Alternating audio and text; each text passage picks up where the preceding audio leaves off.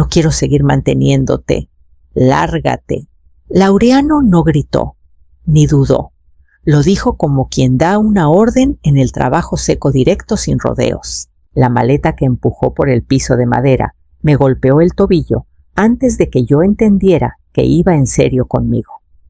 Por un segundo, la casa se quedó muda.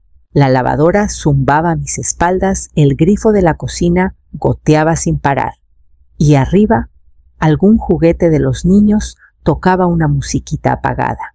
Me quedé parada ahí, con la bolsa de ropa limpia y doblada, que no era mía, mirando a mi hijo como si intentara reconocerlo en una foto vieja y borrosa. Citlali estaba recargada en el marco de la cocina, brazos cruzados, con cara de quien ya ganó la partida.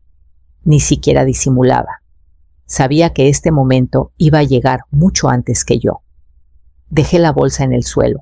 Laureano lo tomó como que ya me rendía, o tal vez como culpa. Pero por dentro me cayó una calma rara limpia, sin temblores, sin coraje, sin súplicas, solo claridad más clara que en años. «¿Ya me oíste?», dijo con la mandíbula apretada. «Ya no puedes quedarte aquí». Se acabó. Lo miré no como a mi niño, no como al chamaco que cargué en fiebres y desamores, sino como a un hombre que no tenía ni idea de sobre qué piso estaba parado. Un hombre que creía cargar un peso cuando en realidad nunca había levantado ni la mitad. Agarré la maleta. No tenía caso recordarles los pagos que yo hacía ni los papeles guardados en mi caja fuerte. Ya habían decidido quién era yo en esa casa. No valía la pena interrumpir su versión.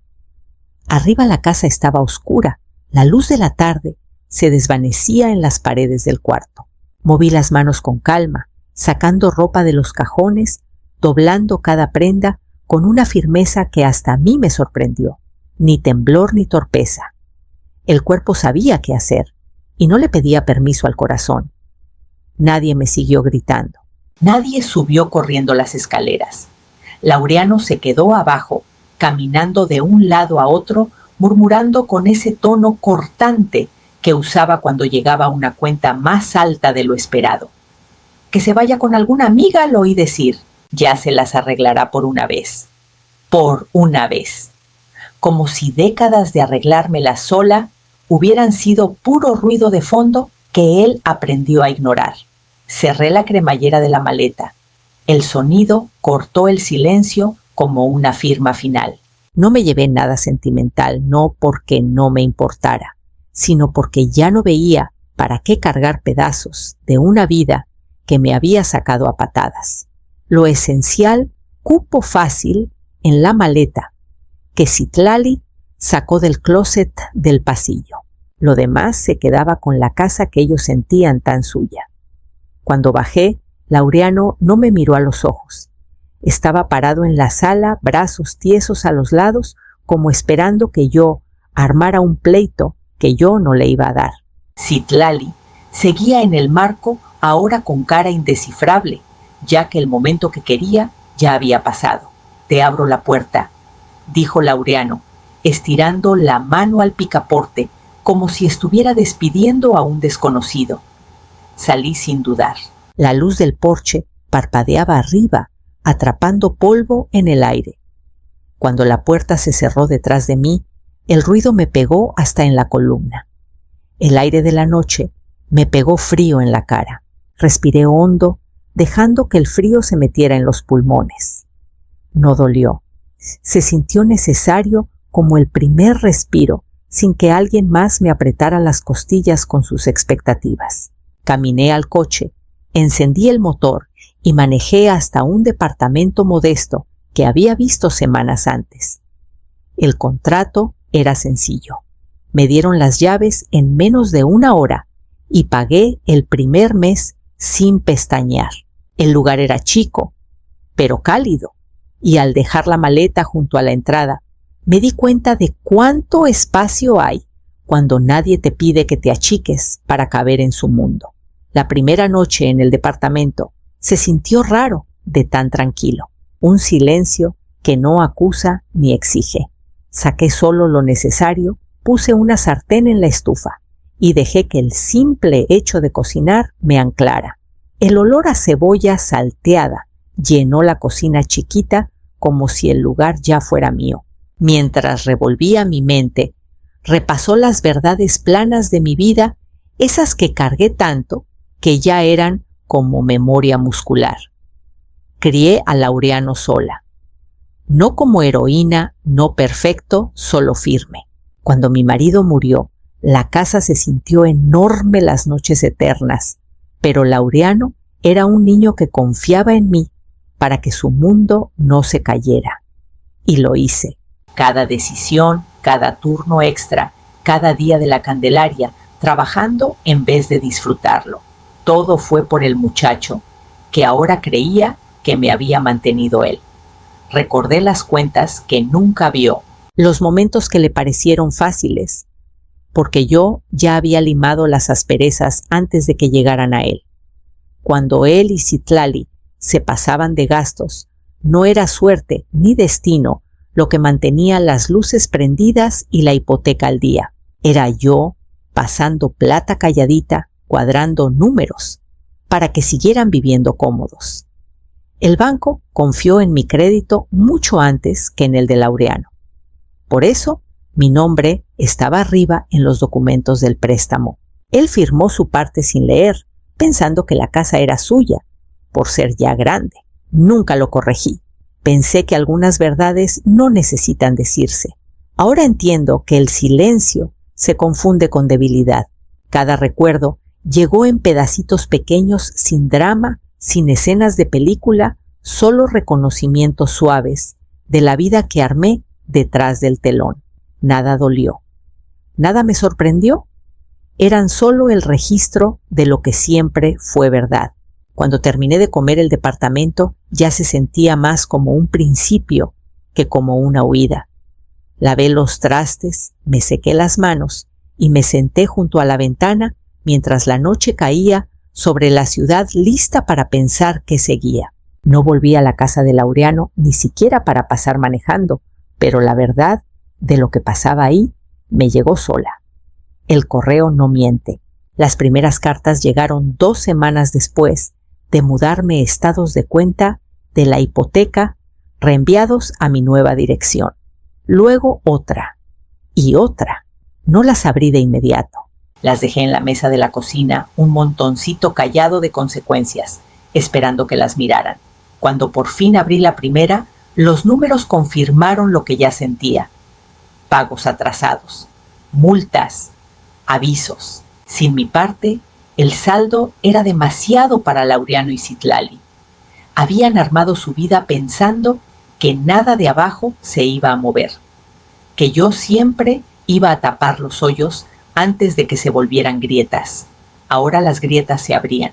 No me llegó nada directo de ellos, pero podía imaginar las escenas con una precisión que dolía a Citlali revisando cuentas que no reconocía. Laureano diciendo que todo estaba bien. Los dos dando vueltas al problema como si fuera un intruso y no una verdad que ellos mismos habían invitado. Cuando los avisos de vencimiento se volvieron urgentes, sentí el pánico apretándolos. Días después llegó otro sobreaviso de cambio con lista de cosas vendidas. Primero muebles, luego electrónicos chiquitos. Estaban deshaciéndose de sus comodidades pedacito a pedacito, tratando de sostener una estructura que nunca entendieron. Nada de eso iba contra mí, ni disculpa, ni pedido, solo la prueba muda de una vida deshaciéndose. Guardé los sobres en un cajón, no por gusto ni rencor, sino porque esa historia ya no era mía para meterle mano. La casa siempre necesitó más de lo que ellos estaban dispuestos a dar. Cuando cerré el cajón, sentí que el departamento se asentaba a mi alrededor firme y callado, como reconociendo que el cambio que esperaba ya venía, y más rápido de lo que nadie estaba listo para enfrentar. La llamada llegó un martes por la tarde, justo cuando ponía la tetera en la estufa. Al principio no reconocí el número. Laureano casi nunca me llamaba directo. Por un momento pensé en dejar que sonara, pero algo en la insistencia de la vibración Me hizo agarrar el teléfono. Mamá. Su voz sonaba más chiquita de lo que recordaba, delgada, al borde, como si se estuviera sosteniendo a puro pulmón. No contesté de inmediato. Esperé dejándole escoger su camino para entrar. Carraspeó. Solo necesito preguntarte algo. ¿Tú alguna vez ayudaste con la hipoteca? Aunque sea poquito. La pregunta no me sorprendió, pero oírla en voz alta movió algo dentro de mí. Me recargué en la encimera, viendo cómo el vapor salía de la tetera. Sí, dije. 5 años. Todos los meses. Hubo una pausa tan larga que pensé que se había cortado. Luego un suspiro fuerte, casi un jadeo, que trataba de esconder. No sabía, dijo. Citlali tampoco. Pensábamos... Se cortó y siguió. Puedes ayudar otra vez, solo hasta que las cosas se estabilicen. La voz se le quebró en la última palabra. Estabilicen. Como si el suelo apenas hubiera empezado a ladearse debajo de él. Cerré los ojos un segundo, no por dudar, sino por el peso de lo que significaba elegir diferente ahora. No, Laureano, no puedo.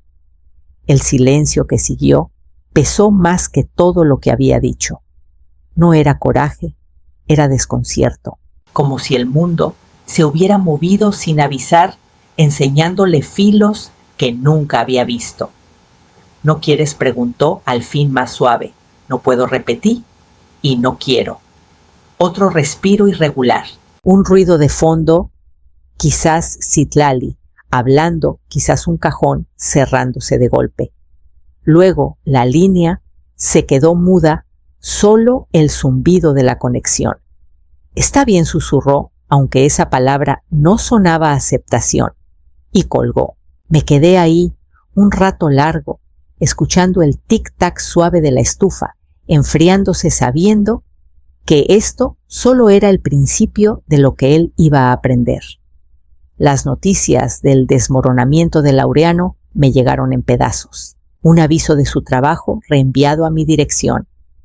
Un mensaje corto de una vecina antigua diciendo que ya no salía a trabajar por las mañanas. Al final, la verdad se acomodó. Lo habían corrido por llegar tarde demasiadas veces y excusas que ya no convencían a nadie. Citlali trató de compensar. La vi un día en el camino al súper, su coche, estacionado afuera de un comedor de carretera uniforme, arrugado pelo recogido a las apuradas. Se veía agotada, recargada en la puerta trasera, en su descanso mirando a la nada. Su vida nunca estuvo hecha para aguantar presión. No hizo falta mucho para que se abrieran las costuras. De lo poco que me llegaba, los pleitos se habían vuelto la música de su casa, voces filudas detrás de ventanas cerradas, choque de culpas y miedo. No escuché mucho. No hacía falta. Yo había vivido esa tensión antes. Reconocía su forma demasiado bien. Mis días empezaron a tomar un ritmo que no esperaba. Me levantaba temprano, caminaba por las calles tranquilas, alrededor del departamento, dejaba que el paso constante me ordenara la cabeza. Saqué credencial de la biblioteca y pasaba tardes en el rincón más lejano de la sala de lectura, escogiendo libros por instinto y no por obligación. Aprendí los nombres del barista de abajo de la señora, que pasea su perrito a la misma hora cada mañana, del maestro jubilado que iba a todos los eventos de la biblioteca. Nada era de película, pero cada pedacito se sentía como recuperar algo que ni sabía que había perdido. Por las noches me sentaba en la mesita con un cuaderno y ordenaba mis finanzas. Por primera vez en años, los números eran solo míos, sin transferencias escondidas, sin pagos de emergencia, sin tapar huecos que alguien juraba que no existían. Lo que ganaba y lo que guardaba empezó a crecer modesto, pero constante.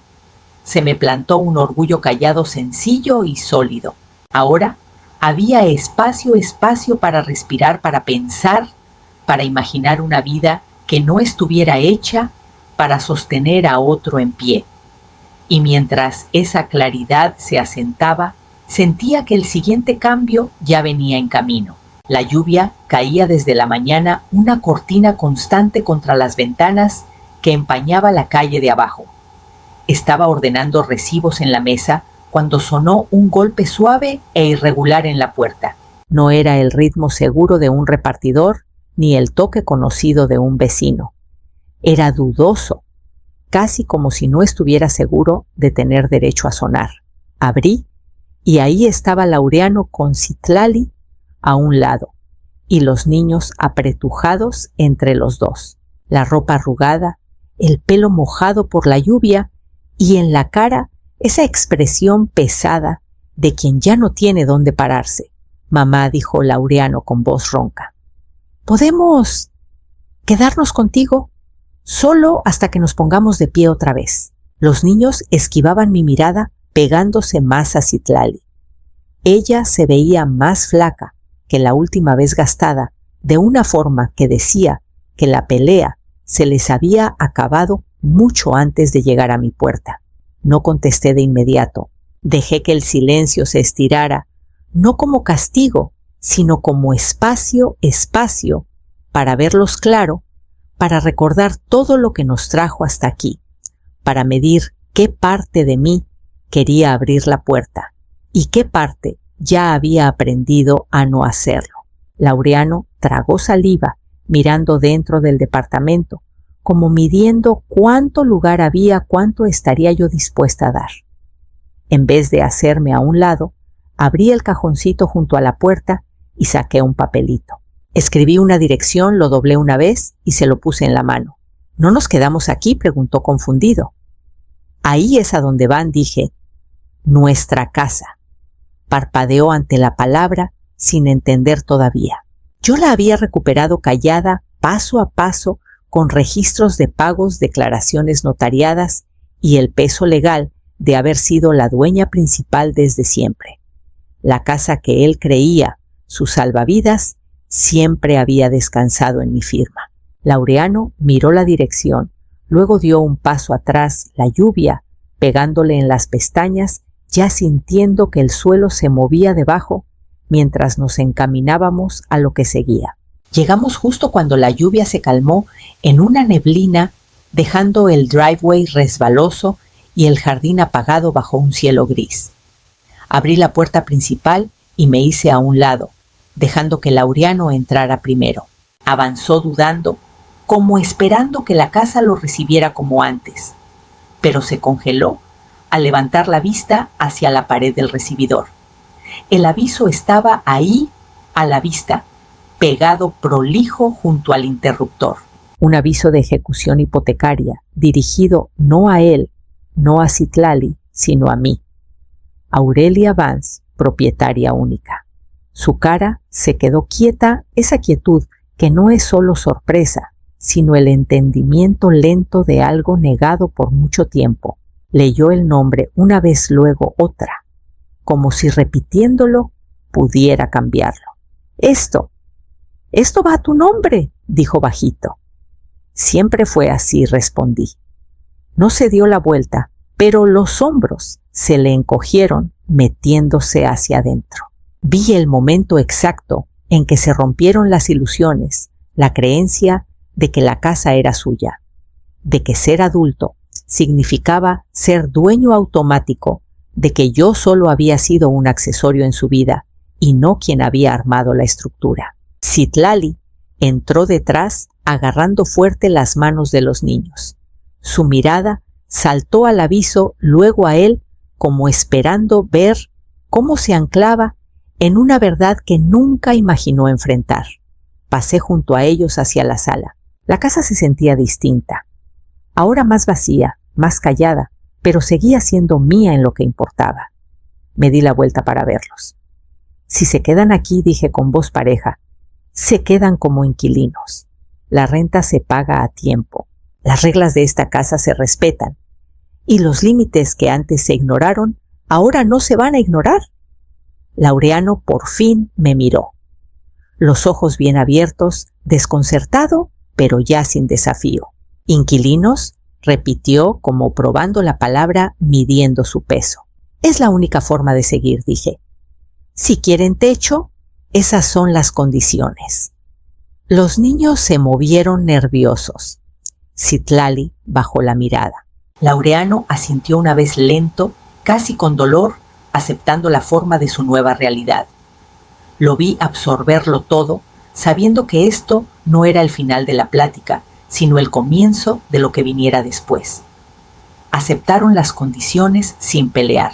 No fue rendición, fue reconocimiento, entender que la versión anterior de nuestras vidas ya no existía, reemplazada por algo menos cómodo, pero mucho más honesto. Laureano firmó los papeles de renta. Con una calma callada la mano le tembló solo una vez antes de controlarse. Más tarde, cuando los niños andaban explorando sus cuartos, se me acercó en el pasillo. Sin discurso preparado, sin gesto para suavizar. Solo una confesión cruda y sencilla. Perdóname, mamá, dijo. Debí darme cuenta antes. No fue dramático y no necesitaba hacerlo. Las palabras pesaron porque las dio sin pedir nada a cambio. Las dejé caer, las dejé asentarse y asentí. El perdón no llegó de golpe, pero la puerta estaba abierta. Citlali me encontró en la cocina. Se paró con los brazos cruzados, no a la defensiva, esta vez solo insegura. Yo lo empujé, dijo bajito. A que te fueras. Pensé que así la casa se iba a sentir más nuestra. Bajó los ojos. Me equivoqué. No había excusa en su voz, solo verdad. Fue suficiente para que el aire entre nosotras cambiara. Pasé la tarde ayudando a los niños a desempacar, estirando cobijas, buscando calcetines perdidos, contestando preguntitas sobre dónde estaban los interruptores y por qué las ventanas viejas se atascaban cuando llovía. Se me pegaban de esa forma agradecida y sin palabras que tienen los niños cuando el mundo cambia más rápido de lo que pueden entender. Cuando cayó la noche, agarré mi bolsa y las llaves. Laureano me acompañó al porche no por obligación, sino porque el silencio entre nosotros ahora se sentía distinto, menos tenso, más consciente. ¿De verdad vas a volver a tu departamento esta noche?, preguntó. Sí, dije. Esta casa ahora es tuya, para que la manejes. Pareció que quería decir algo más, pero las palabras se quedaron atrás. Bajé del porche y caminé al coche con esa firmeza conocida de mi propia vida, jalándome hacia adelante. El departamento me recibió con su tranquilidad y al dejar las llaves en la mesa sentí que estaba lista para lo que viniera. Cuando cerré la puerta de mi departamento, el silencio me tocó como una mano amiga en el hombro. Sin gritos, sin pasos recorriendo el pasillo, sin tensión a punto de estallar. Solo el zumbido bajo del calentador calentando el cuarto y el tic-tac suave del reloj en la pared.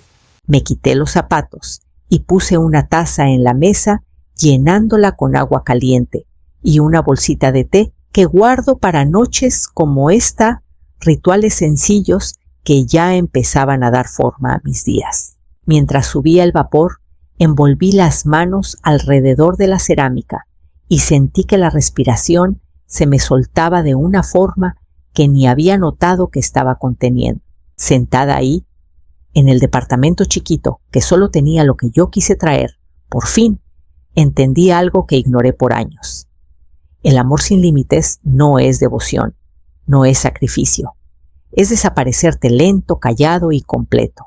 Cada vez que entraba a suavizar las cargas de Laureano, cada vez que absorbía la presión que él no quería ver, dejaba un pedacito más del contorno que me hacía ser yo. Creí que mantener la paz era mantener a la familia unida. Creí que apoyarlo era quererlo bien, pero parada sola, ahora con la tormenta atrás y la tarde cayendo en una calma que se siente ganada, vi qué fácil es que una se borre en nombre del cariño. No estaba enojada. El enojo se quemó solo mucho antes de que empacara la maleta. Lo que quedó fue una firmeza que no sentía desde antes de que Laureano naciera la certeza de que puedo construir, elegir, formar y descansar sin esperar a que alguien más me necesite. Afuera la noche se volvió azul más oscuro, tranquila y sin preocupaciones. Un coche pasó en la calle de abajo, luego volvió el silencio suave y seguro. Me quedé con él dejando que el último del día se fuera sabiendo que había entrado en una versión de mi vida que por fin tenía espacio para mí. Y al tomar el último sorbo de la taza, sentí el jalón suave pero cierto de lo que ahora me permitiría imaginar.